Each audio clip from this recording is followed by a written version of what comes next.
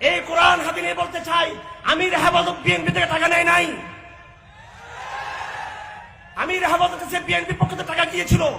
বিএনপির বাইরে লজ্জা পাবে আমি বলতে চাই না। টাকা গিয়েছিল, আমির হেফাজত দরবারে টাকা গিয়েছিল, টাকার ব্যাগ গিয়েছিল। আমির হেফাজত বলেছেন ইলেকশন পর্যন্ত ব্যক্তিগতভাবে শুধু আমাকে নয়, আমার প্রতিষ্ঠানও কোন রাজনৈতিক ব্যক্তি চাঁদা দিতে পারবেন না।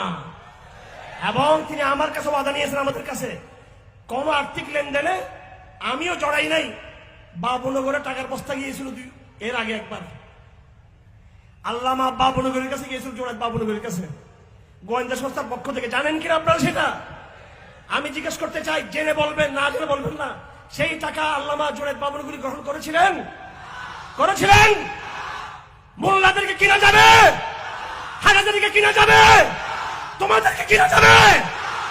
এই শুনে রাখো, বিএনপি শুনে রাখো, এনসিপি শুনে রাখো, জামাত শিবির শুনে রাখেন।